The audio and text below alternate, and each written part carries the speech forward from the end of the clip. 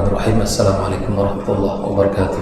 Waalaikumsalam warahmatullahi wabarakatuh. Alhamdulillah, wassalatu wassalamu ala rasulillah, wa ba'd. Jemaah yang dimuliakan Allah subhanahu wa ta'ala,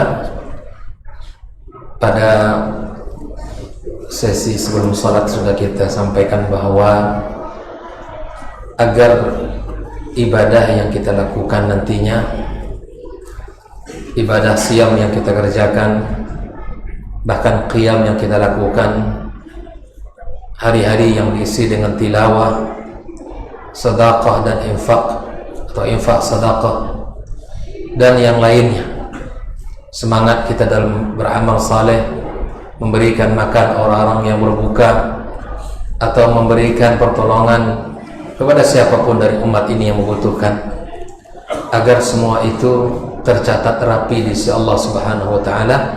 Maka luruskan niat kita, jaga suasana hati kita. Dari hadis yang sudah kita bacakan tadi, ternyata yang berat bukan pada jihadnya, bukan pada belajar agamanya, bukan pada mengajarkannya, bukan pada membaca Al-Quran dan menghafalnya dan mengajarkannya, bukan juga pada infak dan sedekahnya. Itu bisa kita kerjakan. Bahkan prestasi-prestasi kebaikan bisa kita lakukan, bisa kita torehkan dalam kehidupan kita di bulan Ramadan nantinya insyaallah. Namun itu perlu kita jaga, kita niatkan lillah, kita jaga kualitas amal kita dengan menyerahkan itu semua kepada Allah Subhanahu wa taala. Di dalam hadis Nabi sallallahu alaihi wasallam, Nabi menyebutkan, kullu amal ibni Adam lahu, segala perbuatan kita, amal soleh kita, ketaatan yang kita kerjakan bersama, itu akan terpulang kepada kita. Allah Subhanahu wa ta'ala mengatakan, illa siyam, kecuali puasa, fa innahu li wa ana ajzi bih. Apa makna hadis ini, ikhwah fillah rahimakumullah? Bukankah setiap amal itu harus untuk Allah? Iya. Bukankah setiap ketaatan yang kita kerjakan untuk Allah? Pasti. Tapi seluruh kebaikan yang kita kerjakan itu ada peluang untuk mengangkat diri kita, ada peluang untuk kembali kepada hati kita.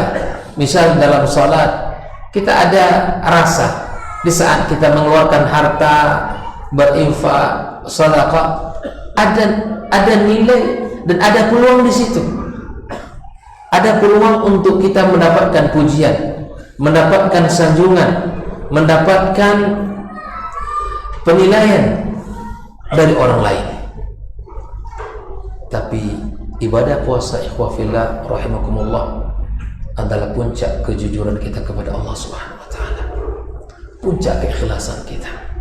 Bisa jadi orang berpura-pura puasa dengan menampakkan wajah tubuh yang lemah, kehausan, tapi siapa tahu di saat dia sendiri bisa minum, di saat sendiri dia bisa makan.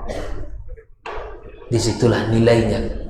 Makanya ibadah puasa yang diterima Allah Subhanahu wa ta'ala termasuk ibadah yang pahalanya tanpa batas. Pahalanya di sisi Allah Subhanahu wa ta'ala.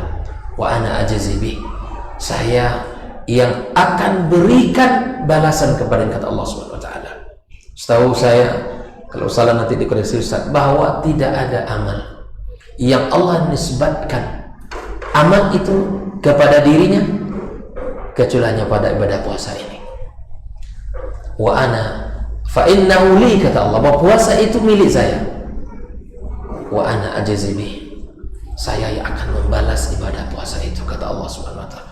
Oleh itu ikhwafillah, pastikan suasana hati kita ini tidak konslet, karena kalau sudah konslet akan terbakar hangus segala nilai ibadah yang kita lakukan, tidak menjadi arang dia.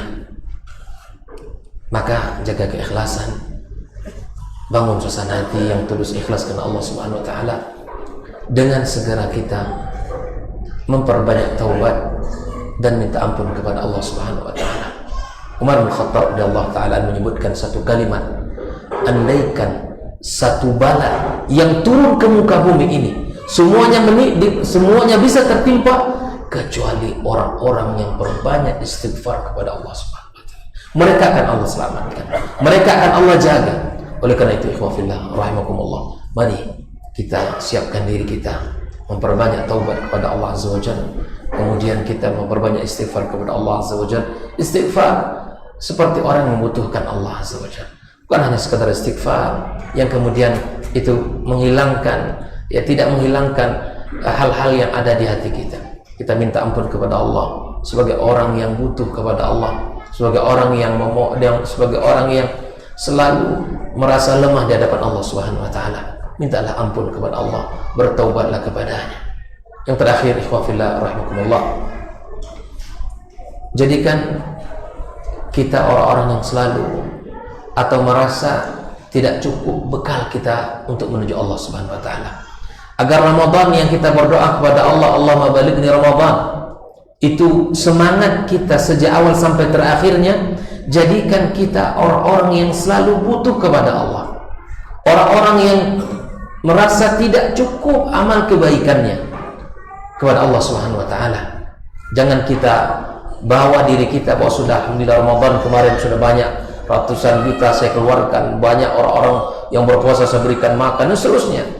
Lupakan di antara keberkahan amal yang Allah berikan kepada kita, kita melupakan kebaikan yang sudah kita lakukan. Kita lupakan kebaikan kita. Cukup Allah yang menulis, cukup Allah yang akan memberikan kepada kita balasannya. Itulah keberkahan dari amal yang kita kerjakan. Kita lupakan, jangan kita ingat, jangan kita umbar, jangan kemudian kita jadikan itu sebagai kebanggaan yang selalu kita sampaikan ke orang lain. Cukup Allah antara kita dengan Allah saja yang mengetahuinya. Maka itu ikhwah fillah rahimakumullah, agar Ramadan kita berenergi, agar Ramadan kita punya semangat yang berbeda dengan Ramadan sebelumnya, maka rasakan di hati kita bahwa kita belum cukup amal untuk bertemu Allah Subhanahu wa taala. Rasulullah SAW adalah orang yang telah dijamin surga, orang yang telah diampunkan dosa-dosanya, tapi kemudian ibadahnya tidak tanggung-tanggung. Bukankah dalam ungkapan yang selalu kita ulang-ulang di saat Aisyah mengatakan kepada baginda kita alaihissalatu wassalam, untuk apa engkau lakukan ini semua wahai Rasulullah? Telah dijamin surga, telah diampunkan dosa-dosa, kenapa engkau salat seperti ini sampai bengkak? Cuman kalimat ini yang mesti kita belajar dari Nabi kita sallallahu alaihi wasallam, afala akunu abdan syakur. Pasti sudah menjadi seorang rasul, sudah menjadi orang yang telah dijamin surga, yang telah diampunkan dosa-dosa, tapi dia menjadi orang yang bersyukur dengan ketaatannya. Dia selalu berbekal kepada Allah Subhanahu wa taala. Begitu juga dengan Abu Bakar As-Siddiq radhiyallahu taala, merasa tidak cukup. Umar bin Khattab radhiyallahu taala dia mengatakan, celakalah aku dan celakalah orang tuaku jika Allah tidak merahmati. Begitulah ungkapan mereka para salaf, para sahabat yang selalu merasa amal mereka belum cukup di hadapan Allah Subhanahu wa taala. Mereka selalu berusaha memaksimalkan diri untuk beribadah kepada Allah Subhanahu wa taala. Maka kesempatan Ramadan yang Allah berikan di tahun ini, mari kita jadikan Ramadan yang berbeda dari Ramadan sebelum ini. Ramadan ini Ramadan spesial, Ramadan yang kita jadikan hubungan kita dengan Allah Azza wa Jalla sebagai hubungan yang sangat luar biasa dekatnya, dengan ketaatan-ketaatan, dengan amal ibadah yang kita ukir selama Ramadan, sehingga kita keluar di bulan Ramadan terbebas dari neraka Allah Subhanahu wa taala, dan keluar Ramadan kita termasuk orang-orang yang diampunkan dosa-dosanya. Kita keluar dengan predikat mulia. Tentu kemuliaan predikat itu tidak bisa kita jemput dengan suasana hati yang tidak terurus, suasana hati yang tidak selesai, suasana hati yang tidak baik. Oleh karenanya ikhwah fillah rahimakumullah, mari kita bermohon, memelas kepada Allah Subhanahu wa taala agar Allah berikan kepada kita keikhlasan dalam beramal. Allah berikan kekuatan di dalam segala amal saleh, agar kita diberi taufik dalam setiap langkah kebaikan yang kita lakukan. Maka sebagai pakaian bagi hati kita adalah keikhlasan untuk kita selalu jaga dalam kehidupan. Imam Malik mengatakan, segala sesuatu yang kita berikan untuk Allah, maka dia akan kekal di sisinya. Maka dia akan kekal di sisi Allah Subhanahu wa ta'ala. Wa sallallahu ala nabiyyina Muhammadin wasallam. Sudah ingin memanjangkan lagi, saya serahkan kepada guru kita Dr. Henry Basri. Terima kasih kepada Dr. Hidayatullah yang memberikan penjelasan yang panjang tentang makna berikutnya dari tema kita terhadap tadi. Baik, yang ketiga kita berserah kepada guru kita Ustaz Henry Basri.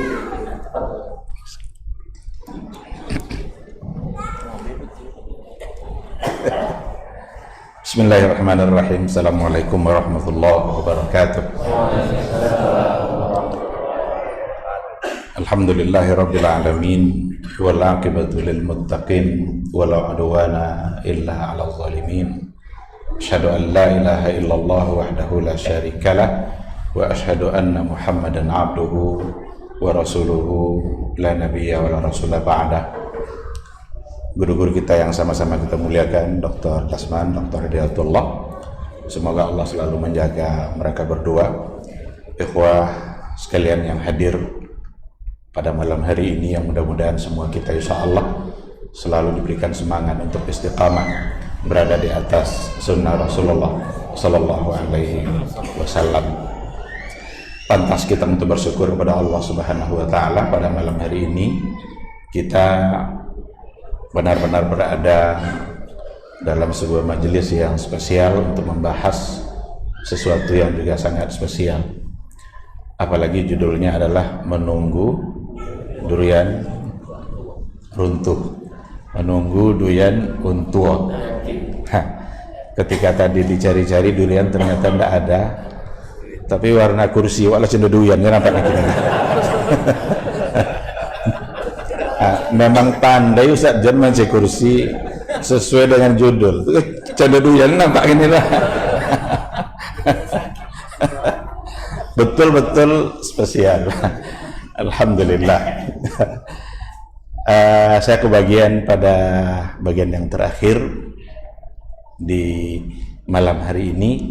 Biasanya kalau kami tampil bertiga, saya selalu memilih yang terakhir. Karena biasanya kalau sudah saya yang terakhir, tidak banyak kok jualnya. Alah selesai nomor 2 tadi kan. Luar biasa yang sudah disampaikan oleh Dr. Dasman, Dr. Hidayatullah terkait dengan tema kita pada malam hari ini. Sekali lagi saya katakan, benar-benar kita akan menunggu sesuatu yang spesial, tamu yang walaupun dia sebagai tamu tapi sesungguhnya dia yang menjamu, tamu tapi dia yang memberi. Itulah Ramadan. Kalau biasanya kita kedatangan tamu, kita yang memberi, tapi sekarang tidak. Dia datang, dia yang membawa, dan membawa semua yang kita butuhkan.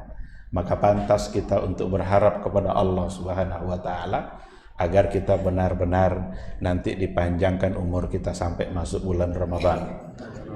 Karena tidak ada yang bisa menjamin apakah kita yang hadir di majelis ini benar-benar akan masuk Ramadan atau tidak. Tidak ada yang bisa memastikan.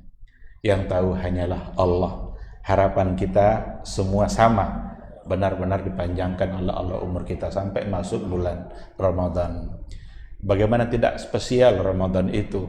Sebuah bulan yang kata Rasulullah Sallallahu Alaihi Wasallam di dalamnya ada ibadah yang la mithla lahu, la idla lahu. Rasul berkata kepada Abu Umamah, alaika bis-sawmi fa innahu la mithla lahu. Hendaklah kamu berpuasa wahai Abu Umamah, karena puasa itu tidak ada yang bisa menyamainya. Karena puasa itu tidak ada yang bisa menandinginya.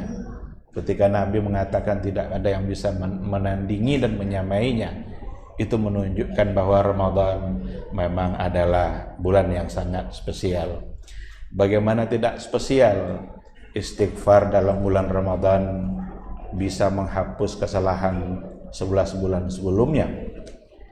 Sebagaimana yang dikatakan oleh guru kita Dr. Hidayatullah tadi, disampaikan oleh beliau, istighfarnya seorang Yusuf itu bisa menghapus dosa-dosa 11 saudaranya. Inilah keistimewaan yang tentu saja sangat pantas untuk kita rindukan dan sangat pantas untuk kita berharap kita bisa menikmati keindahan Ramadan itu.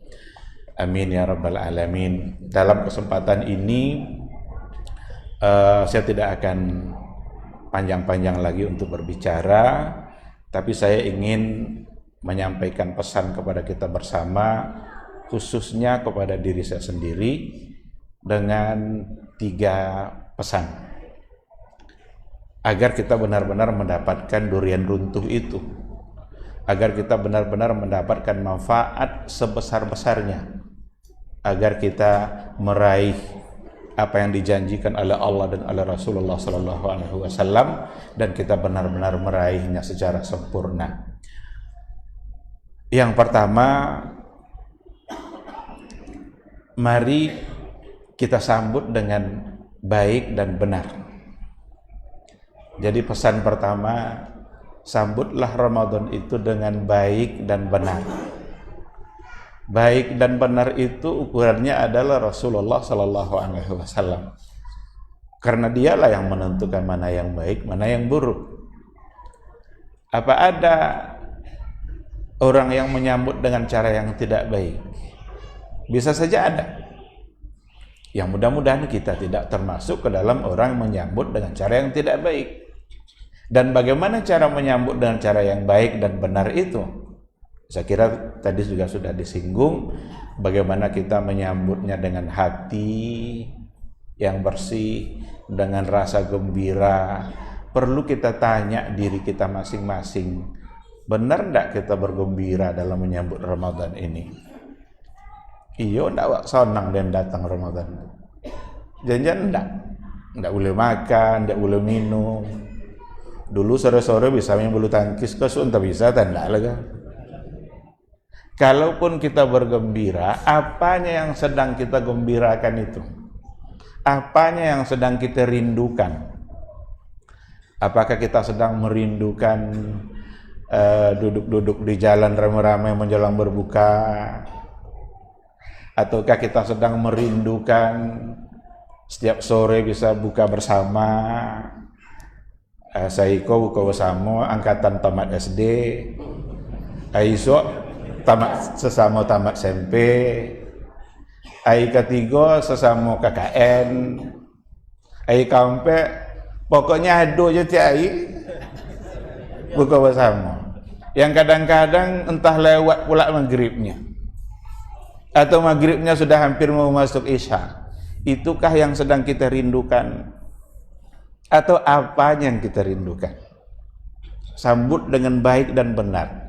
Dudukkan persoalannya. Kalau kita merindukannya, apa yang sedang kita rindukan? Kalau menunggu doyan untu itu perlu persiapan, perlu senter. Kok kurang baterai? Boleh baterai? Kok kurang baterai? Tuh kau baterai nyo jatuh kok ndak buat mempesanter ndak nampak doyan tu. Bekok langgo-langgo topek duduk perlu dilelok. Kok buat kelambu situ bagai bulajan masuk nyamuk. Itu untuk nunggu doyan untur. Sekarang apa yang sedang kita persiapkan? Persiapkan hati yang bersih.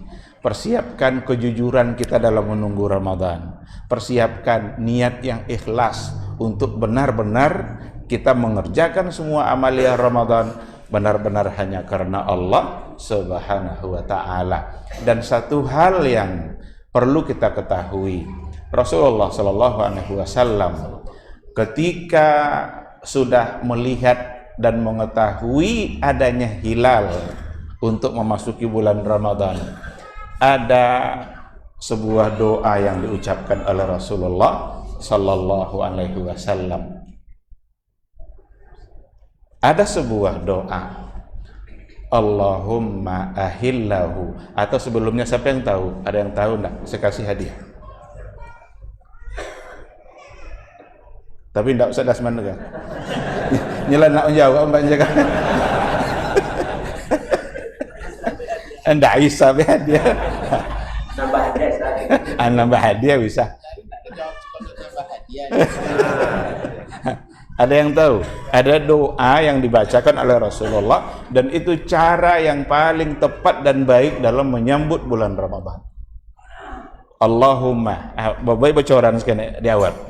Allahumma ahillahu alaina bil amni wal iman wassalamati wal islam wat taufiqi lima tuhibbu wa tarda rabbuna wa rabbukallah.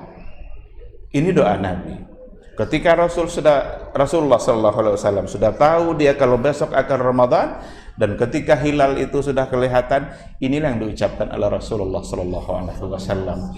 Allahumma ahillahu alaina bil amni wal iman. Ya Allah, jadikanlah hilal ini benar-benar menambah ketenangan, keamanan dan keimanan kami. Wassalamati wal islam, dan jadikanlah dengan adanya hilal ini membuat kami selamat dan Islam kami semakin kokoh. Wa taufiqi lima tuhibbu wa tarda, berikan taufik untuk mengerjakan sesuatu yang engkau ridai dan engkau cintai. Lalu kata terakhir Nabi, Rabbuna wa rabbukallah.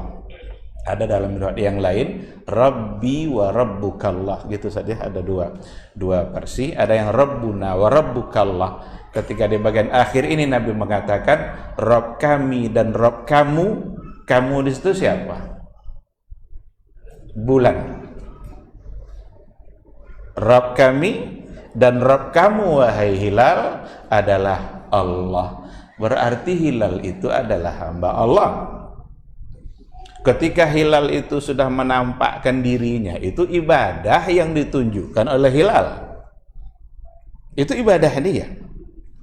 Akankah kita taat seperti hilal yang sudah terbit untuk menunjukkan masuknya bulan Ramadan? Apakah kita akan memberikan ketaatan kita juga di dalam bulan Ramadan kepada Allah atau tidak? Karena ketaatan itu ada dua. Ada taat kepada Allah secara tau'an dan ada yang karhan.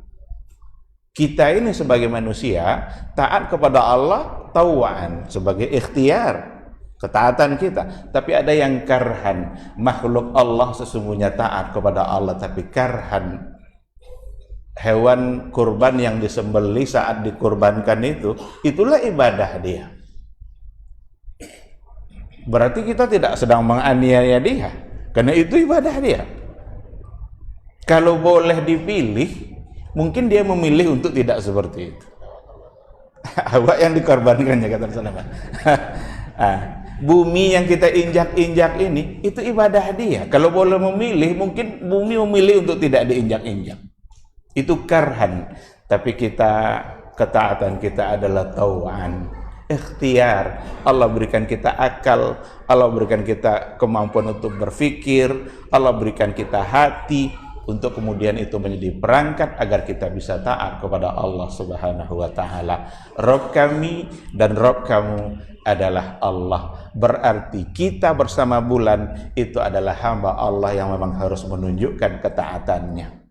Matahari taat kepada Allah dengan terbit di timur. Satu saat nanti ketika Allah bilang, "Hai matahari, kamu terbit di barat," maka matahari akan terbit di barat.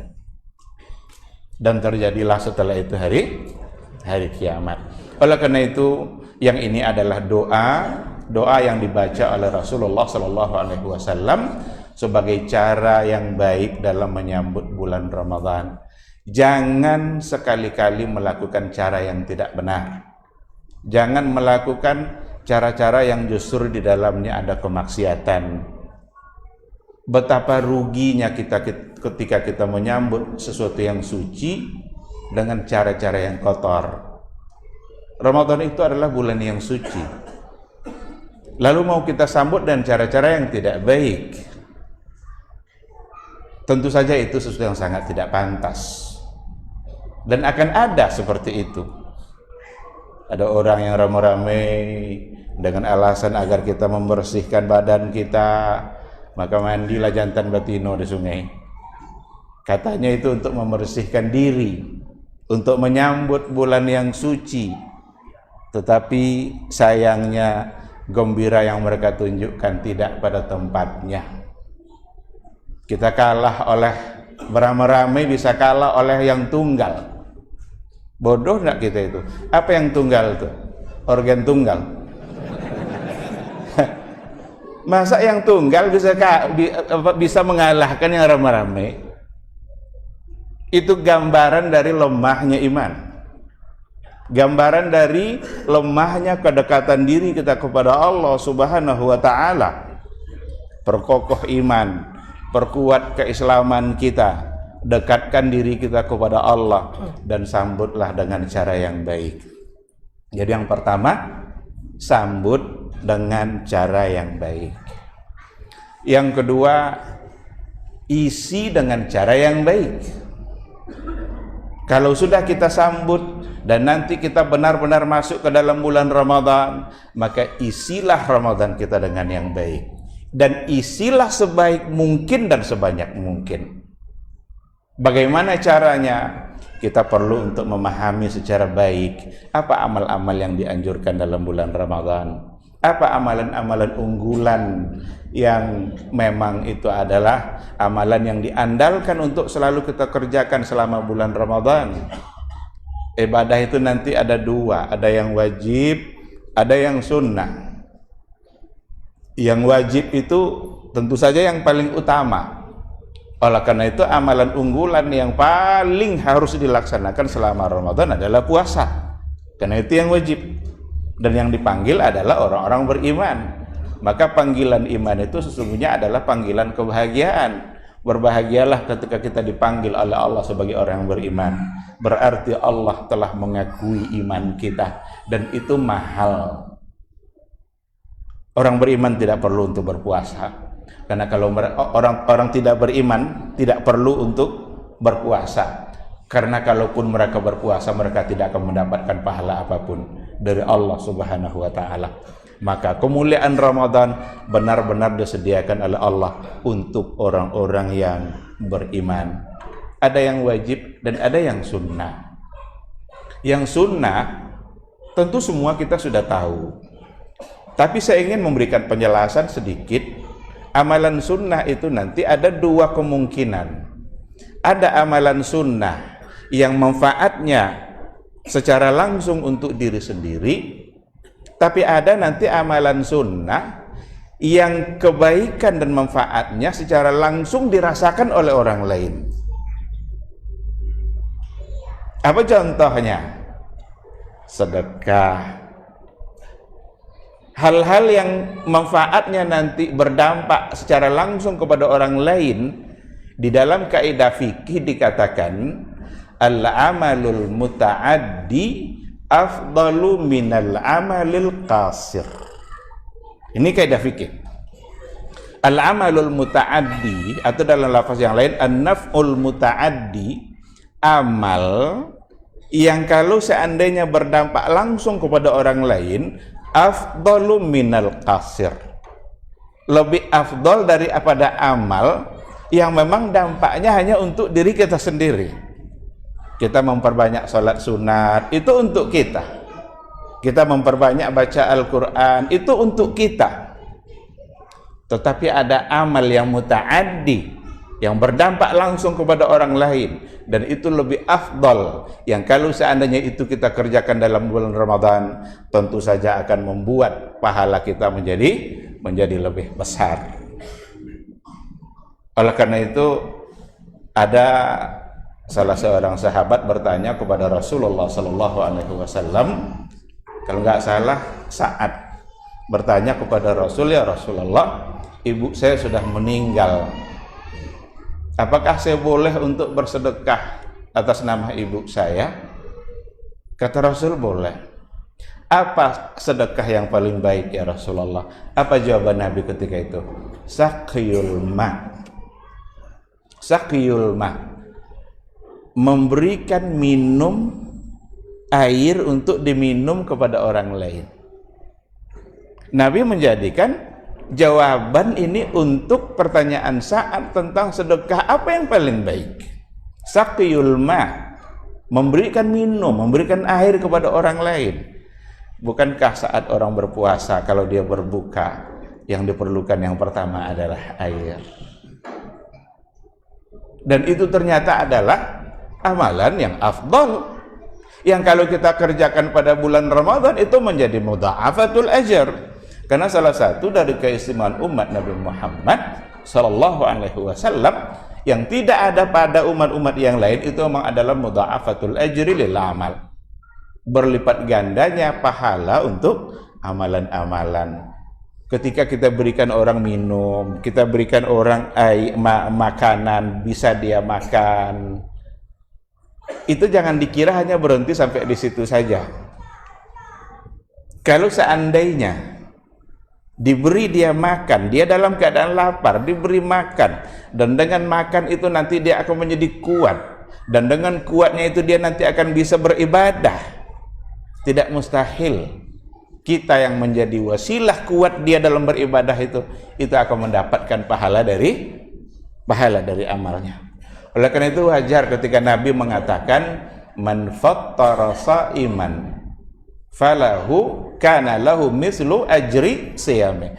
Barang siapa yang memberikan perbukaan kepada orang yang berpuasa, maka ia mendapatkan pahala kebaikan dari puasanya itu. Min ghairi ayyan qusa min ujurihi syai'a, tanpa mengurangi jatah pahala dari atau untuk orang yang berpuasa itu sendiri. Ini hanya contoh kecil. Kita cukup atau saya sudah sering untuk mendapatkan satu pertanyaan, bunyinya begini, Pak Ustadz, saya pekerja berat, boleh enggak saya untuk tidak berpuasa? Pekerja berat, bolehkah untuk tidak berpuasa? Kalau kita lihat dalam buku-buku fikih, tidak ketemu oleh kita nanti kerja berat sebagai uzur syar'i tidak boleh tidak berpuasa, itu tidak ada. Kenapa demikian? Karena kerja berat itu tidak ada standarnya. Siapa yang dianggap berat kerja sekarang? Kira-kira tukang parkir kerja berat enggak tuh? Tukang parkir maju, mundur, ini jam 1 siang nih, panas terik. Baru mau duduk, masuk lagi satu mobil, tegak lagi dia, maju, mundur, itu aja kerja maju, mundur aja kerjanya. Tukang parkir berat enggak itu? Enggak ada standarnya. Kalau dibikin nanti sebuah konsep bahwa kerja berat boleh enggak puasa, jangan-jangan orang akan menganggap kerjanya berat semua. Maka orang-orang seperti itu wajib untuk berpuasa. Tapi ketika nanti saat berpuasa dia tidak bisa melanjutkan, mungkin pingsan dia, saat itu dia boleh untuk berbuka ketika memang dia tidak sanggup, dan mengawali harinya dengan puasa. Nah, seandainya ada orang-orang yang diberikan kekayaan lebih oleh Allah Subhanahu wa taala, dia data orang-orang yang seperti itu tuh. Dia data orang-orang yang dianggap kerja berat tadi. Begini saja, biar kamu bisa berpuasa, kebutuhan kamu di hari ini atau sebulan ini saya tanggung. Kalau ada orang kaya seperti itu, semua pahala puasa dia sebulan penuh itu yang dikerjakan oleh orang tadi, dia ikut mendapatkan kebaikannya. Ini yang amalul muta'addi, amal yang memang berdampak pada orang lain. Dia bisa mengeluarkan orang itu dari persoalan. Kalau selama ini dia tidak berpuasa hanya karena alasan kerja berat, sekarang dia bantu, dia bisa jadi berpuasa, dan betapa mulianya dia ketika mengerjakan puasa, dan dia pun mendapatkan kebaikan pahala dari amalan-amalan puasa orang itu. Itu salah satu dari durian runtuhnya. Kalau memang mau mencari, ada orang-orang yang luar biasa dimudahkan oleh Allah Subhanahu wa taala dalam persoalan harta, dibuka pintu rezeki seluas-luasnya. Barangkali itu isyarat dari Allah agar ia mengambil peluang itu. Maka dengan kesadaran seperti itu akan bisa menyelesaikan masalah di tengah-tengah masyarakat. Ikhwati fillah, Al-amalul muta'addi itu salah satu dari amal yang tadi kita katakan adalah lebih afdal, yang kalau seandainya kita kerjakan dalam bulan Ramadan tentu akan menjadi baik. Ada banyak cara sebenarnya. Biasanya dalam bulan Ramadan itu orang ke masjid lebih banyak. Di sebagian masjid terpisah antara tempat wudhu dengan masjidnya itu, sehingga kalau seandainya dia pergi berwudhu biasanya memerlukan sandal. Dalam Ramadan kebutuhan kepada sandal itu biasanya lebih banyak karena orang lebih banyak ke masjid. Sekarang tengok, ada masjid, beli satu sandal saja, letakkan di situ, orang pakai nanti setiap kali berwudhu. Mungkin saat kita tidur pun, tapi pahala kita sedang mengalir. Kita tidur, tapi pahala tetap mengalir. Bukankah itu sebagai satu hal yang memang kalau mau disebut sebagai durian runtuh. Biasanya kebutuhan kepada mushaf di bulan Ramadan itu juga akan lebih banyak. Kenapa demikian? Karena orang biasanya kalau Ramadan ini lebih ramai ke masjid, lebih dahulu datang ke masjid, dan biasanya sampai di masjid mereka akan mencoba untuk membaca Al-Quran. Kalau semakin banyak orang berada dalam masjid, jumlah Al-Qurannya sedikit, tentu tidak cukup. Sekarang beli pula satu mushaf, niatkan karena Allah, letakkan di masjid. Siapapun yang membacanya, nanti yang meletakkan itu akan mendapatkan pahalanya. Mudah untuk mendapatkan pahala. Allah Subhanahu wa ta'ala siap untuk membalas itu semua, karena Rabb kita kaya, karena Rabb kita maha segala-galanya. Oleh karena itu ikhwati fillah, langkah yang kedua ini harus kita camkan bersama, isi dengan baik sesuai dengan kemampuan kita. Apa amal unggulannya kita harus paham. Ada siam untuk siang hari, ada qiyam untuk malam hari, ada hadis semua kita sudah hafal, saya yakin itu. Man sama Ramadana, man qama Ramadana. Sama itu untuk siang hari, qama itu untuk malam hari. Siapa yang puasa di siang hari, siapa yang menghidupkan malamnya, ujungnya sama. Apa kata Rasul? Ghufira lahu ma taqaddama min dzambih, diampuni dosanya yang telah berlalu. Dan itu artinya Ramadan kita siang dan malam itu adalah peluang untuk mendapatkan keampunan. Bukankah ini luar biasa? Bukankah ini sangat spesial? Itu ndak buah aja nuntu, lalu tandan-tandan ranting-ranting jatuh ke bawah. Boleh, cuma maukah kita untuk merebutnya? Dan alhamdulillah ada perbedaannya menunggu dia nuntu puasa dan dia nuntu yang sebenarnya. Kalau dia runtuh duyan yang sebenarnya, bawi yang menunggu ketika lah dapat seorang kau, yang lain tidak dapat juga. Tapi duyan yang secera, semua kita bisa meraihnya, semua kita bisa mendapatkannya. Jadi jangan disalahpahami. Ya, kadang orang salah paham dalam persoalan Ramadan, seperti masalah Lailatul Qadar. Ada yang menganggap Lailatul Qadar itu untuk orang-orang tertentu, atau Lailatul Qadar itu untuk masjid tertentu. Karena ada dulu seorang ustadz mengatakan seperti itu. Dia bilang, di masjid inilah dulu turunnya malam Lailatul Qadar itu. Berarti masjid lain enggak? Enggak untuk masjid lain, tidak kan? Lailatul Qadar itu untuk milik kita semua. Bahkan semua kita bisa mendapatkannya, cuma dalam keadaan yang berbeda-beda. Ada yang Lailatul Qadar datang dia sedang baca Quran, ada yang Lailatul Qadar itu ada di malam itu dia sedang berdoa, ada yang Lailatul Qadar di malam itu dia sedang tidur. Maka jadilah tidurnya tidur 1000 bulan. Kan tidur 1000 bulan kan? Karena Lailatul Qadri khairum min al-syahrin. Ada Lailatul Qadar dia sedang main domino 1000 bulan. Ini.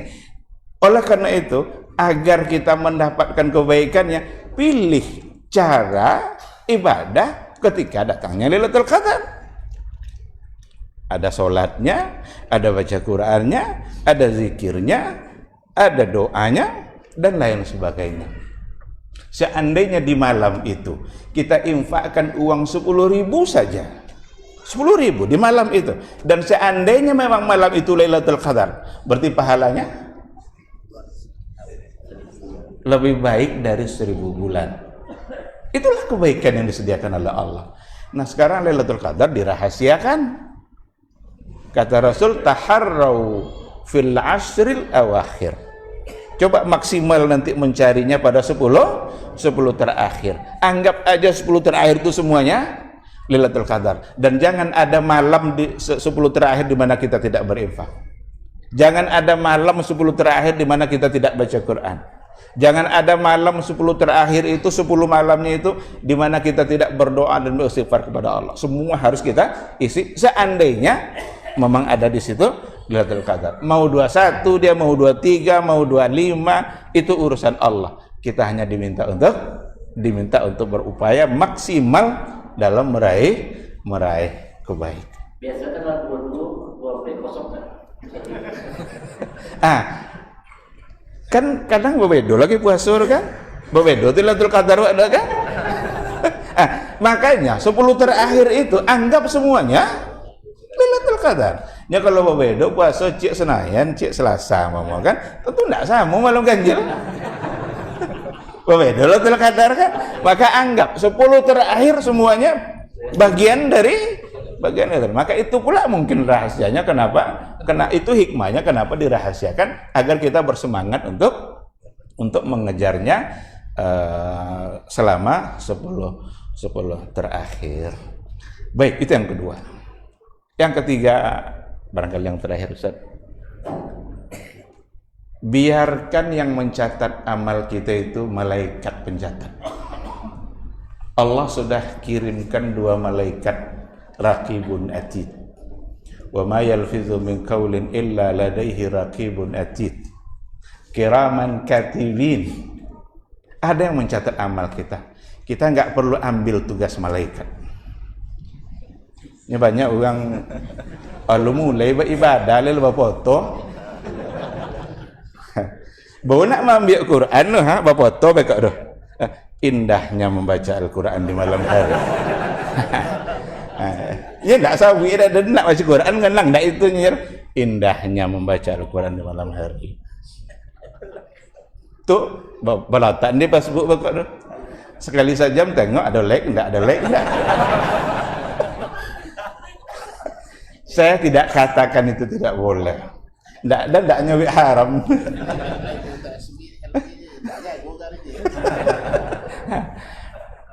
Saya tidak katakan itu sesuatu yang haram, tetapi itu pintu bagi setan. Setan itu cerdas, codiok setan. SOP-nya setan itu, target pertamanya adalah jannah wa ba'amal. Itu target setan. Tapi ketika kita tetap beramal, ndak mutagan puji ke namanya, tetap dia baca Quran nih, dia akan rusak niat kita. Jangan baca lah Quran itu salat lah, tapi niat. Maka apa yang dipesankan oleh Dr. Hidayatullah guru kita tadi, niat itu menjadi kata kunci dalam ibadah kita. Bahkan yang pertama masuk neraka adalah orang yang niatnya tidak beres, orang yang niatnya bermasalah. Mati di dalam jihad. Ini sebagai seorang alim, ini sebagai pembaca Quran, ternyata semua lebih dahulu diseret ke dalam neraka Allah hanya karena persoalan niat.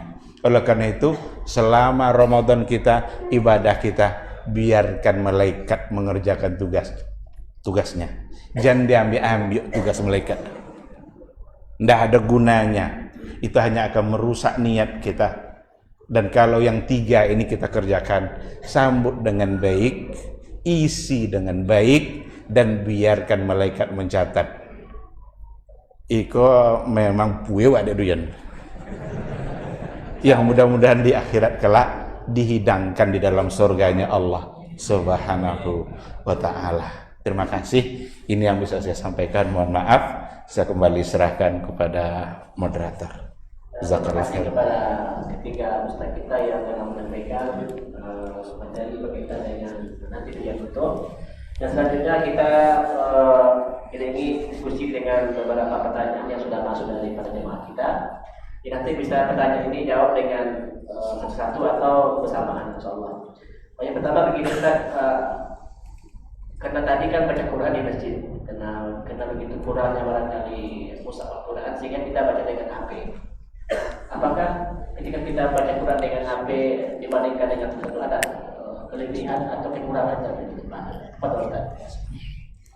Fadhil. لا نتقدم من الشيخ.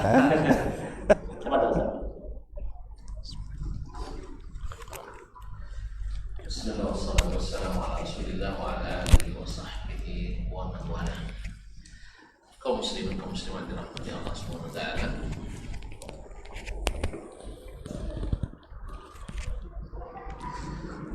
Apakah ada keutamaan atau kelebihan baca Quran dari mushaf dari baca Quran dari HP? Keutamaan itu lahir dari keutamaan media juga. Sekarang tanya, mana yang lebih afdal, pegang mushaf atau pegang HP? Nah, pegang mushaf. Berarti baca Quran dari mushaf lebih afdal daripada HP. Apakah pegang HP mesti berwudu? Tidak. Apakah pegang mushaf mesti berwudu?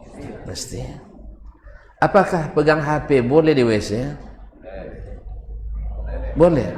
Apakah pegang mushaf di WC boleh? Tidak. Apakah beradab kita baca mushaf sambil berbaring? Kurang. Tapi apakah baca mushaf atau baca HP sambil berbaring kurang adab? Tidak. Dengan demikian, kita jawab dong. Oleh sebab itu, kanu yaqra'un as-salaf seperti daripada Imam Malik, juga Imam Ahmad dan lain-lainnya, walaupun mereka sudah hafiz Al-Quran. Imam Ahmad hafiz umur 9 tahun, Imam Malik hafiz Quran umur 10 tahun, Imam Asy-Syafi'i hafiz umur 7 tahun, Abu Hanifah umur 10 tahun. Tetapi di bulan Ramadan mereka tetap membaca Al-Quran dari mushaf. Wallahu alam, ini membuktikan bahwasanya memegang mushaf itu lebih utama. Termasuk apa yang tadi disampaikan oleh beliau, karena salah satu amalan yang senantiasa mengalir. Pahalanya setelah kita meninggal adalah mewakafkan mushaf. Nah, kalau kita baca di HP tidak dapat orang pahala itu. Nah, termasuk juga niat kita berbagi pahala kepada para pewakaf mushaf yang ada di masjid, atau mushaf yang kita dapat wakaf dari orang lain di rumah. Kan sebagian mushaf di rumah ada aja wakaf uang ya kan. Nah, niatkan itu untuk, dan masih banyak lagi keutamaan-keutamaan yang terdapat padanya. Wallahu taala alam. Kalau ini, kalau kan ada orang yang baca mushaf itu ketika salat tarawih pakai mushaf atau pakai HP, itu pada hukumnya? Satu yang sebenarnya datang riwayat dari Al-Hasan Al-Basri rahimahullah ta'ala, kanu yurakhisuna lil imam ay yaqra'a min al-mushaf. Mereka memberikan rukhsah kepada imam untuk membaca dari mushaf bila dia ragu dengan hafalannya. Adapun orang yang tidak imam, hanya makmum, maka baginya mendengarkan bacaan imam adalah kewajiban dan tidak menyibukkan dengan memegang mushaf. Apalagi dia tidak berkewajiban pula untuk menyimak hafalan itu, memperbaiki hafalan atau bacaan imam. Maka menyibukkan diri dengan amal yang tidak dituntut di dalam salat itu bisa mengurangi amal salat kita. Wallahu taala alam. Baik, terima kasih Ustaz. Yang berikutnya barangkali dan menjelang beberapa hari yang kita akan Ramadan sebentar lagi insyaallah, seperti apa amalan yang dilakukan oleh para salafus saleh sehingga ya barangkali kita 2-3 hari lagi ke Ramadan, dan Berarti apa yang amalia barangkali untuk hartanya, fisik sebagainya untuk yang berikutnya. Cepat Ustaz, tidak dulu. Baik, sebelum dia mulai, saya mulailah dulu karena bikin sama-sama yang sekarang. Nah, ma'asyiral kiram dirahmati Allah, mulai dari Nabi alaihissalam sudah maklum Sya'ban ini adalah bulan paling banyak beliau berpuasa. Yang kedua, ma'ruf pula dari mereka, khususnya para qurra, orang-orang yang jadi imam, paling rajin murajaah di bulan Sya'ban, mengulang-ulang hafalan mereka.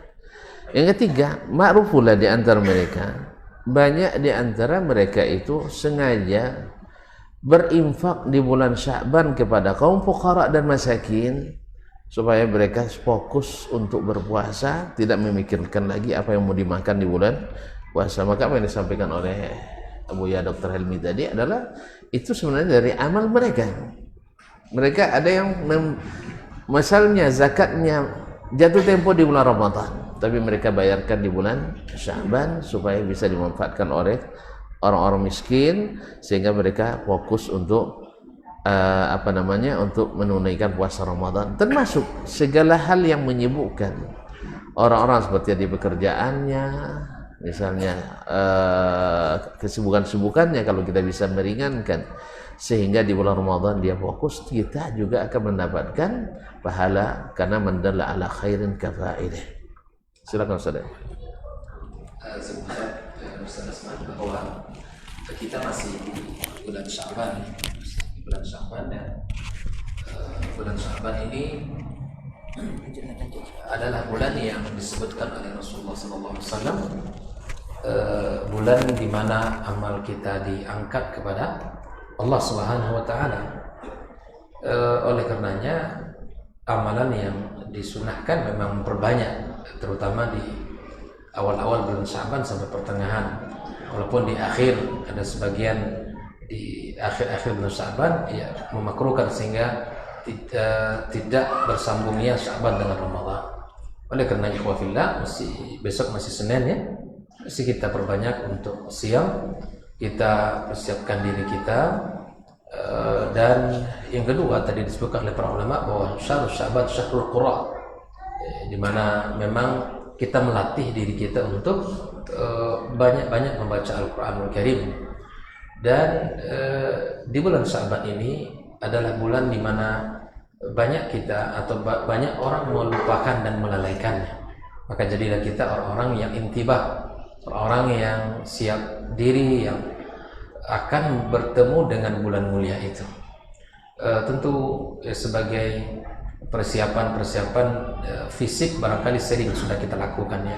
Kita sudah melatih puasa sunnah di bulan Sya'ban. Kita sedang melatih tilawatil Quran, kita melatih qiyamul lail atau tahajud kita untuk menyongsong bulan mulia itu, agar ibadah-ibadah yang sudah kita lakukan tadi bisa dengan mudah dan ringan bagi kita untuk melakukannya di bulan suci Ramadan. Nah, hal itu mudah-mudahan bisa membantu kita. Namun sekali lagi tadi yang kita bahas, kita ulang bahwa memang persiapan batin itu yang juga menjadi kata kunci terhadap amal zahir. Betapa hati yang disiapkan itu akan memberikan pengaruh pada amal-amal zahir kita. Kemudian Nabi kita alaihi wasallam, beliau adalah orang yang kata Aisyah radhiyallahu ta'ala anha yang paling banyak puasa di satu bulan.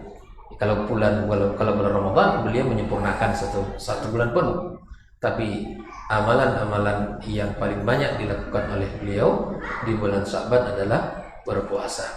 Seperti mana Usama bin Zaid meriwayatkan itu, bertanya kepada Rasulullah SAW, bertanya, saya tidak pernah melihat engkau ya Rasulullah paling banyak puasa di bulan ini. Kenapa? Disebutkanlah ilat tadi Nabi SAW. Nabi mengatakan bulan yang Sya'ban ini bulan yang paling banyak dilalaikan oleh manusia.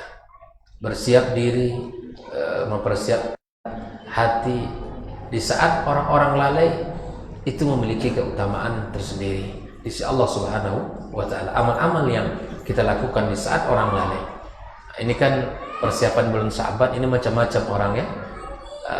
Kalau kita orang beriman, persiapkan diri, persiapkan hati. Ini ada orang yang subhanallah yang di 11 bulan yang tidak pedagang, tapi di bulan Ramadan pedagang dadakan. Saya tidak merendahkan ataupun mencela, tidak, tapi silakan kalau yang ingin. Namun hal yang paling kita persiapkan adalah bagaimana kita bisa bertijarah dengan Allah Subhanahu wa taala. Saya kenal beberapa ikhwah kita yang mereka kerja di sebuah perusahaan yang bisa mereka ambil cuti tahunnya itu di 10 terakhir Ramadan. Masya Allah, ini luar biasa ya. Apalagi kita tidak terikat dengan instansi manapun ya. Cutilah sejak awal, kan, sampai kita 10 terakhir bulan Ramadan. Oleh karenanya ikhwah fillah rahimakumullah, mari kita persiapkan diri untuk bertijarah dengan Allah Subhanahu wa taala di bulan yang penuh barokah ini, di bulan yang penuh dengan kebaikan-kebaikan ini. Wallahu taala a'lam. Terima kasih Pak Ustaz. Kita sedikit dengan kita beberapa Allah.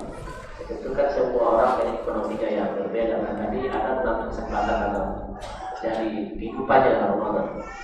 Nah, apakah ini lebih afdalnya atau bagaimana? Yang kedua, kan setiap sore itu kan namanya takjil, orang berjualan, kadang-kadang mereka berjualan di pinggir trotoar. Nah, ini mana hukumnya Ustaz? Saya minat.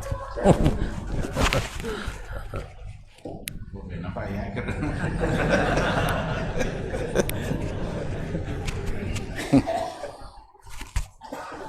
Baik, terima kasih. Memang pada kenyataannya semangat orang untuk berdagang dalam bulan Ramadan itu, bahkan Ramadan dianggap sebagai kesempatan untuk berdagang, itu memang tidaklah sebagai satu kesalahan. Tetapi jangan sampai semangat untuk berdagangnya mengalahkan semangat untuk mengisi Ramadan. Berdagang barangkali untuk persoalan dunia dengan mengambil kesempatan. Kalau seandainya gara-gara itu nanti justru mengurangi semangat ibadahnya, gara-gara itu tidak jadi tarawih kan? Berarti dia mengambil cara yang salah. Kenapa tidak dirubah mindsetnya itu? 11 bulan sebelum Ramadan itu barangkali habiskanlah waktu untuk berusaha dan mempersiapkan diri menjelang masuk bulan Ramadan. Ada memang sebagian orang yang diberikan taufik oleh Allah Subhanahu wa taala, kalau sudah masuk bulan Ramadan dia justru malah fokus untuk ke masjid, membersihkan masjid kadang, atau fokus untuk beribadah. Dia siap untuk hidup seadanya sesuai dengan bekal yang sudah dipersiapkan selama 11 bulan sebelumnya. Adapun terkait dengan berdagang di trotoar itu kan biasanya tempat berjalan kaki. Tempat berjalan kaki itu kalau seandainya dipakai untuk berdagang tentu akan mengganggu ketertiban dan kenyamanan. Orang-orang yang beriman biasanya dan harus berpikir dengan apa yang dia lakukan. Apakah perbuatan ini akan mengganggu orang lain atau tidak?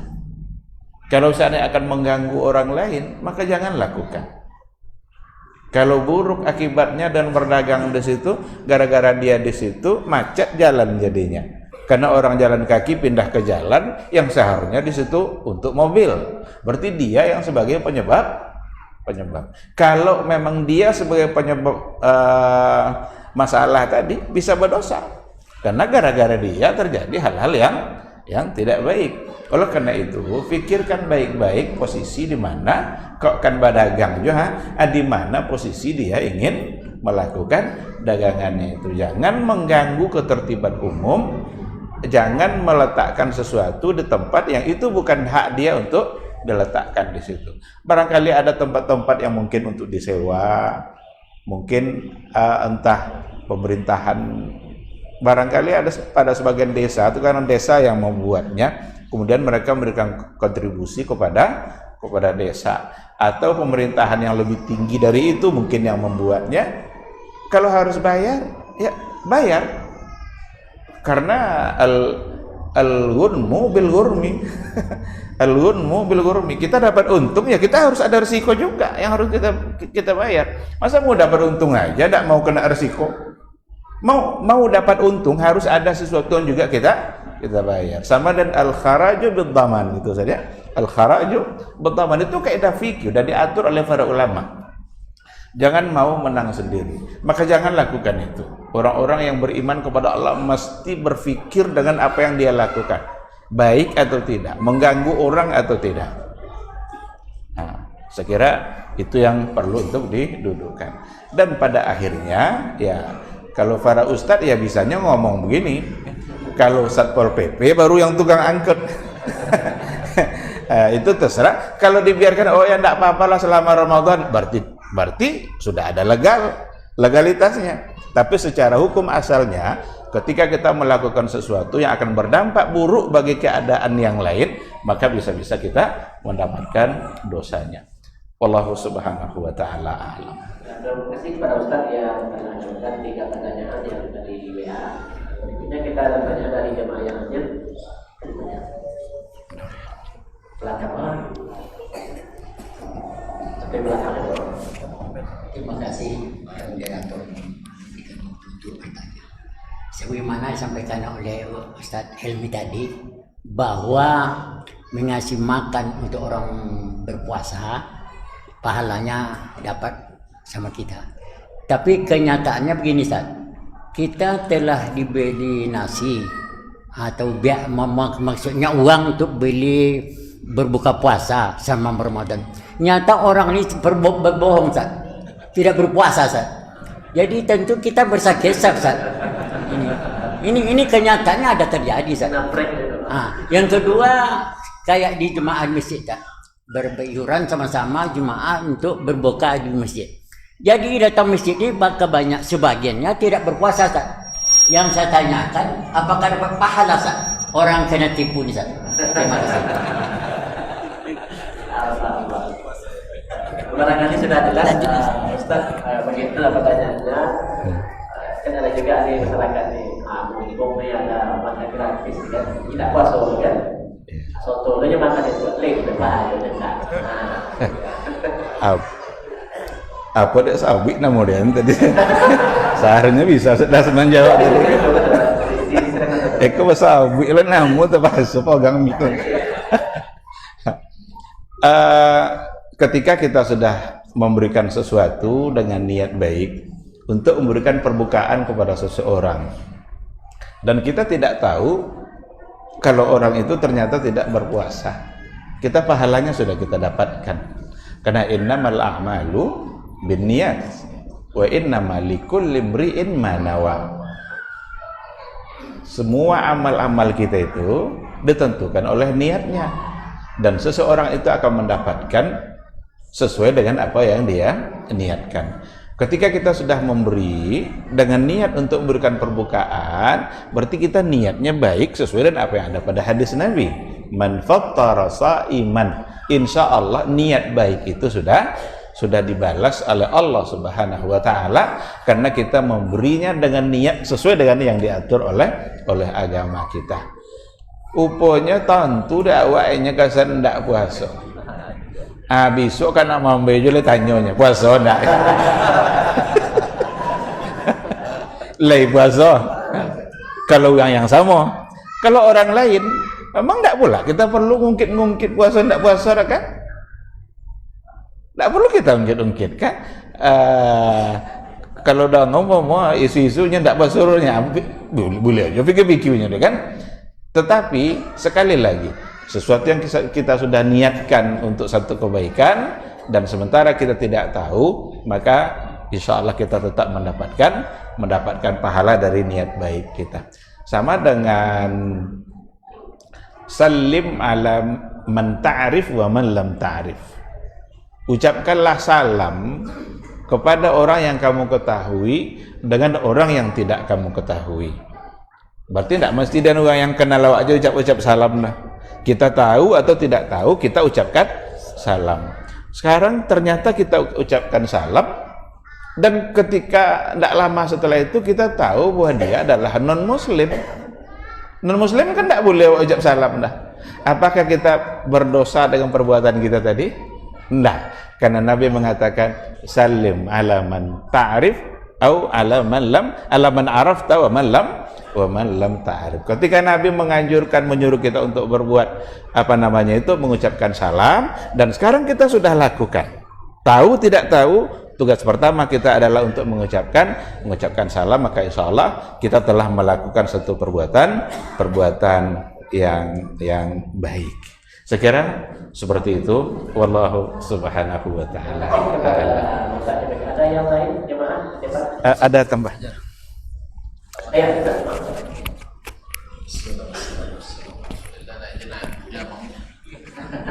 Saya ada puasa baik je lah. Imam Al-Bukhari rahimahullah meriwayatkan dalam As-Sahih dari Abu Hurairah radhiyallahu anhu, anna Rasulullah SAW qala, wa Rasulullah berkata, qala rajulun, ada seseorang berkata, la tasaddaqanna al-laila, saya akan bersedekah malam ini. Fatasaddaqa ala sariq, lalu dia bersedekah, ternyata yang dia temui seorang pencuri. Dia tidak tahu itu pencuri.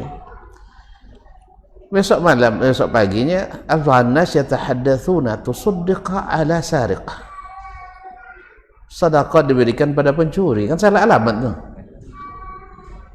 Kemudian dia berkata, Allahumma lakal hamdu ala sariq, ya Allah segala puji bagimu, masa sedekah saya tak jatuh ke tangan pencuri. Kemudian beliau, la atasaddaqanna al-laila, kalau gitu saya akan sedekah lagi. Fawaqa'at sadaqatuhu ala zaniyah, sedekah pula, ternyata perempuan pula ketemu berzina. Pagi-pagi orang bicara, tusaddiqa ala zaniyah, masa berzina dapat sedekah. Kemudian dia bilang, Allahumma lakal hamdu ala zaniyah, wa qala la atasaddaqan, ya Allah kok sampai ke tangan pezina saya sedekah saya. Padahal kan secara umum seperti kata Nabi SAW, harta makanan kita jangan sampai dimakan kecuali oleh orang bertakwa, kan itu hukum asalnya. Hanya dia bersumpah lagi, saya akan bersedekah lagi, ya Allah. Ketemu pula orang di jalan, dia kasih sedekah, ternyata orang kaya dapat sedekah. Subhanallah. Lalu dia diperlihatkan dalam mimpi bahwasanya sedekahnya semuanya diterima. Apa kata Nabi SAW? Atau dalam mimpi itu, amma sadaqatuka ala sariqin fala'allahu yasta'ifu anis sariqah. Adapun sedekahnya kamu kepada orang pencuri, mudah-mudahan sedekah itu membuat dia tidak mencuri lagi. Sebab dia mencuri rata-rata kan karena tidak punya. Coba kalau ada pencuri kampung nih, antarkan duit 1 miliar ke rumahnya, ya, saya yakin tidak ada mencuri lagi, kecuali memang sudah sumpah keturunannya harus mencuri atau lain lagi. Atau orang yang berzina, rata-rata karena memang tidak memiliki penghasilan pada umumnya, akhirnya menjadi profesi yang tidak halal. La'allaha tasta'iffa bi sadaqatika aniz zina, mudah-mudahan dia berhenti berzina dengan harta yang kau berikan, diterima juga sedekahnya. Adapun amma sadaqatuka ala ghani fala'allahu ya'tabir, adapun sedekah yang kau berikan pada orang kaya, mudah-mudahan dia mengambil ibrah.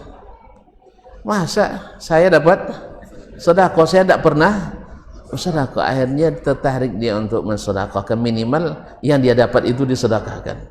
Lumayan kalau dia dapat 500 juta. Karena yang bersedekah ini orang kaya. Kalau orang miskin itu kan tidak bisa, dia lah salabinnya habis itu kan, tidak, dia akan sedekah lagi. Nah intinya bang, kalau tidak habis maksudnya tidak puasa, dia ngaku aja puasa. Kan yang ngaku puasa, asalnya orang muslim itu puasa bang, asalnya orang mukmin itu berpuasa. Makanya barangkali seperti kata Buya kita tadi, tidak perlu diteliti pulang puasa, tidak, jangan, nanti tersinggung dia. Nah. Ini nampak kayak mau siap Ustaz. sore jadi ya makan sih kok. Sabi lagi ya, babang tak puas sore selesai. Nah, artinya dapat uang. Sudahlah nak makan, kena buka rasio. Nah, jadi dapat uang. Bang, dalam ya. Nah, sudah tulis yang kayaknya. Kini dan bayi bang iya, tapi sujen tak puas sudah. Lebih elok. Kan tak dapat uang, apa tak puas tadi bang kompaknya kan. Antum gimana? Itu tambah najin ke puasanya. Nasi tak boleh, lah terbuka. Jadi, ya Mak ya, ini kadang perlunya teknis pun. Nah, wallahu ta'ala. Antara saya sekali ada yang di jemaah apa? Baik, ini ada pertanyaan sekitar di luar tema nih Ustaz. Saya dah. Sampai nombor. Ini dikasih diri Pak. Nah, pas. Bolehkah nikah siri itu dinikahkan oleh adik kandung laki-lakinya yang walinya tanpa sepengetahuan ayahnya? Nikah saya lebih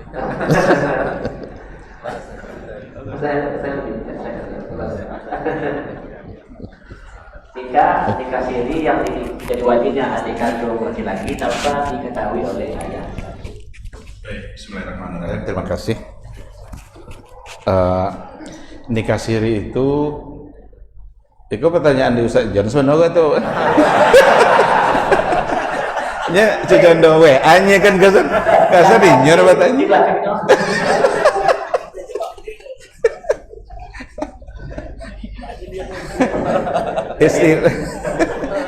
Istilah nikah siri itu adalah istilah untuk nikah sering kita sebut di bawah tangan atau nikah yang tidak tercatat.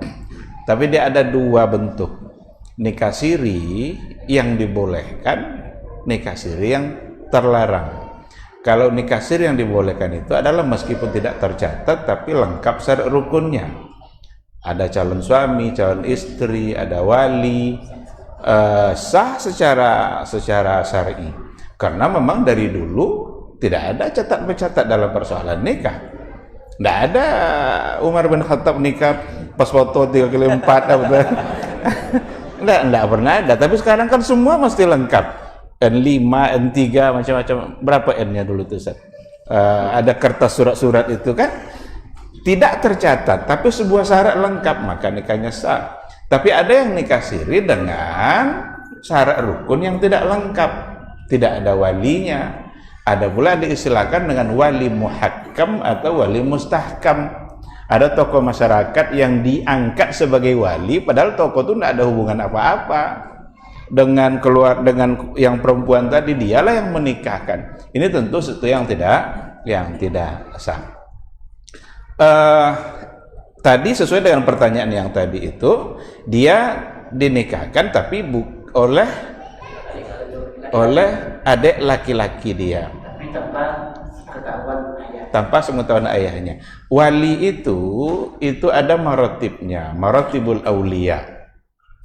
Maratibul auliya itu mulai dari yang terutama terus baru pindah kepada yang lain. Ada namanya nanti al-ubuwah. Al-ubuwah itu wali dari pihak ayah, kakeknya kakek. Ada nanti al-ukhuwah. Kalau yang al-ubuwah tidak ada, maka pindah kepada al-ukhuwah. Al-ukhuwah itu saudara dia, abang dia kah atau adik dia. Kalau itu juga tidak ada, maka pindah kepada al-umumah. Al-umum itu amun, paman. Berarti paman itu saudara dari ayah dia. Nah, ada pula pada bagian yang keempat itu al-mu'tiq, yang memerdekakan. Itu bisa menjadi wali untuk budak yang dia merdekakan gitu Ustaz ya. Itu aturannya.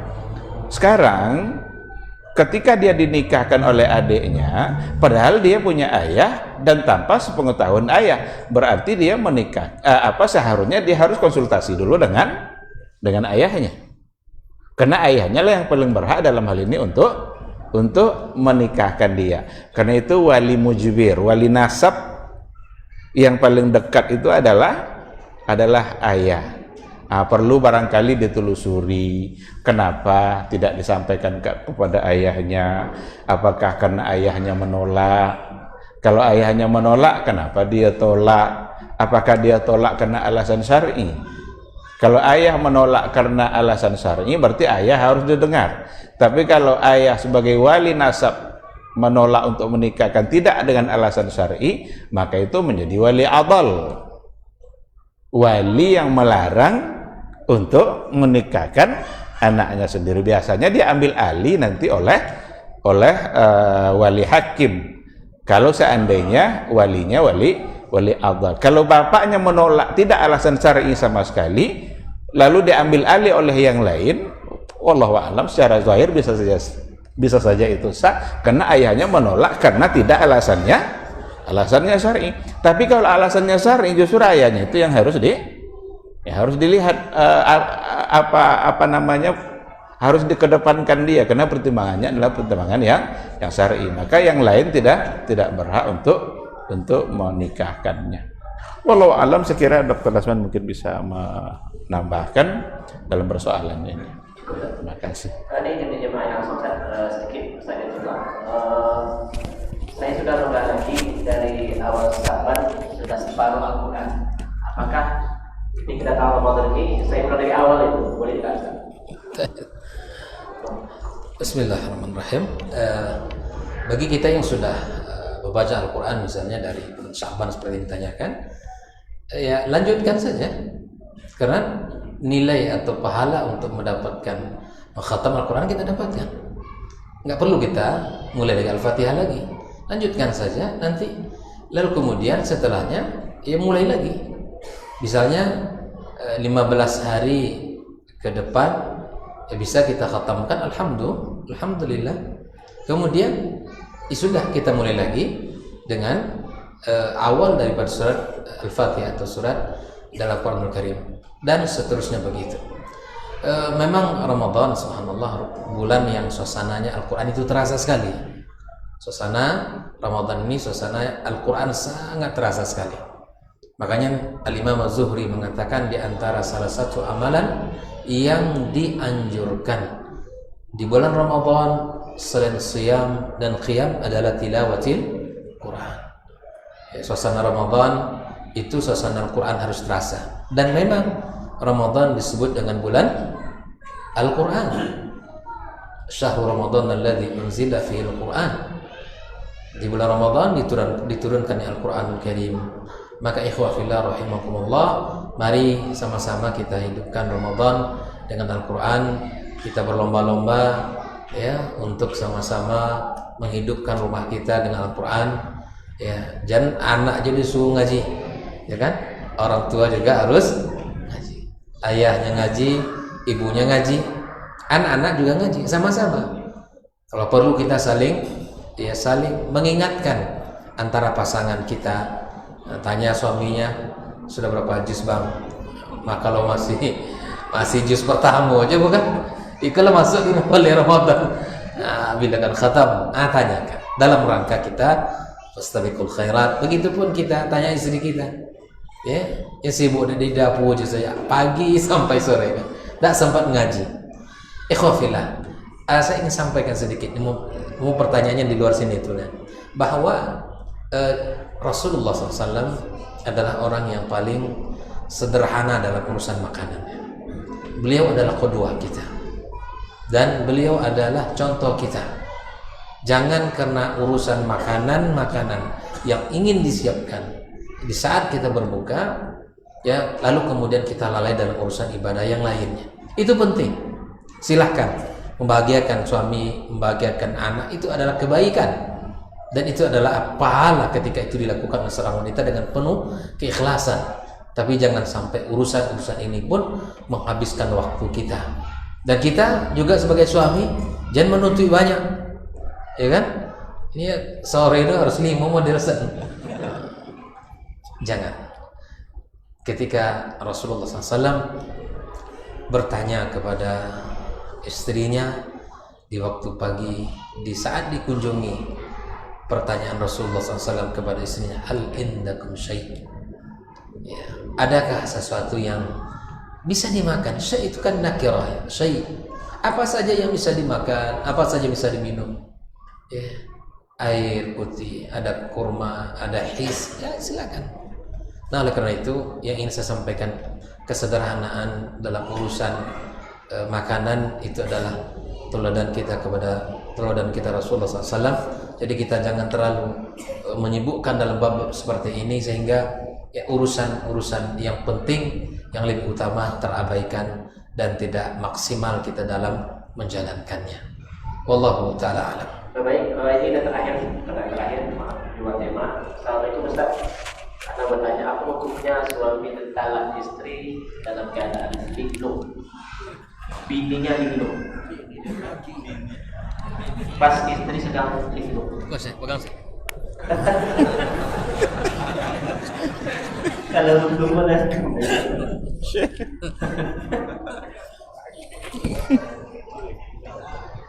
Ya. Bismillahirrahmanirrahim. Apa hukumnya mentolak istri pada saat itu yang linglung, istri apa suami? Istrinya. Suaminya dalam keadaan sadar. Ini linglungnya apa maksudnya kira-kira ini?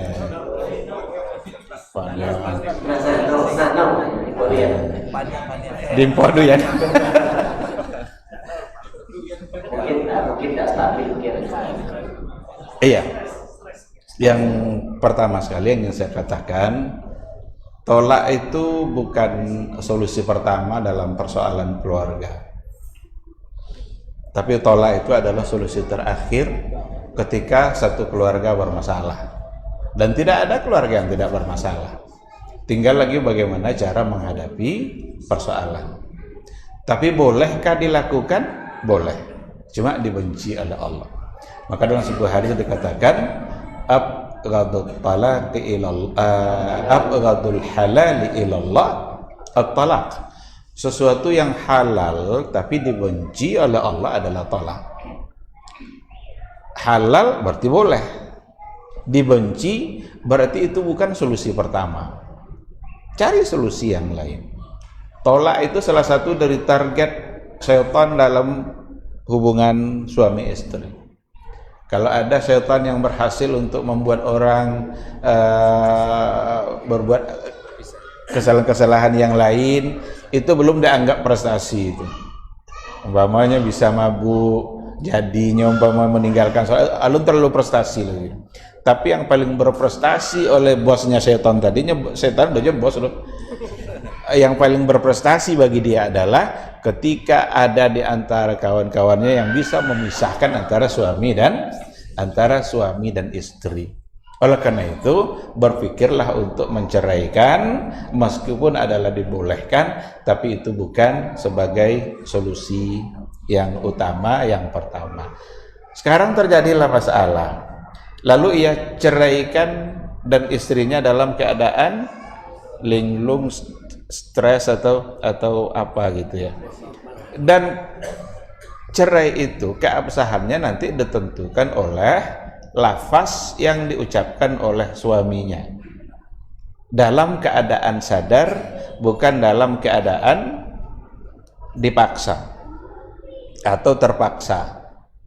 Nah, sekarang diucapkannya kamu saya ceraikan, dan lafaz itu lafaz bukan lagi lafaz kinayah, tapi adalah lafaz yang sharih. Dan tentu ada alasan kan kenapa dia menceraikan. Apakah karena linglung sekali kalau diceraikan? Tapi kalau stres terus semuanya, atau mungkin entah cara berpikirnya yang tidak baik, atau kalau sampai pada tingkat di mana dia tidak lagi bisa berfungsi melaksanakan tugas-tugas dia sebagai seorang istri, sebetulnya memang langkah pertama tidak juga harus cerai. Apa langkah yang ambil? Cicik lah yang tidak stres. Ya kan boleh kan? Kenapa harus cerai? Jangan nanti kalau dia diceraikan, dia tambah stres, mungkin hidupnya semakin gak jelas, bisa jadi lebih mudarat. Jadi solusinya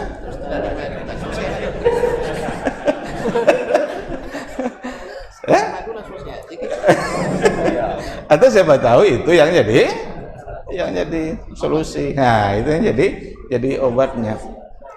Ada kisah Syekh Albani ketika ia mengadu minta selesaikan masalah, istrinya yang ngadu saja.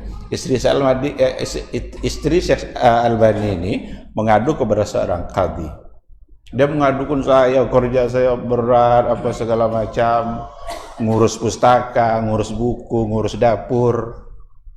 Ngadu ke mahkamah, ke qadhi itu kan. Dihadirkan berdua. Ini Syekh Albani, ini istrinya. Si qadhi hanya membolehkan berbicara untuk istrinya. Ya, silakan ngomong, apa masalah kalian? Kerja saya di rumah itu berat sekali katanya kan. Sementara saya hanya sendiri. Tanpa memberikan kesempatan Syekh Albani untuk berbicara. Langsung diputuskan oleh hakim. Apa katanya? Syekh Albani zalim. Apa kata Syekh Albani? Ya Syekh, enggak kamu minta dulu saya berbicara? Kamu mengerti syariat enggak? Kata Syekh Albani pada qadhi tadi. Biasanya kalau qadhi sebelum memutuskan, dia mesti bertanya pada keduanya. Enggak katanya, anta zalim. Saya akan putuskan. Kalau kamu terima, saya putuskan. Kalau enggak, saya berhenti sekarang. Ya putuskan katanya. Karena kamu zalim katanya, kamu telah menzalimi istri kamu ini. Kamu harus cari satu istri lagi untuk membantu dia. Kata kami, berubah langsung wajah istrinya tadi. Apa kata istrinya? Sebenarnya tidak terlalu berat kali lah.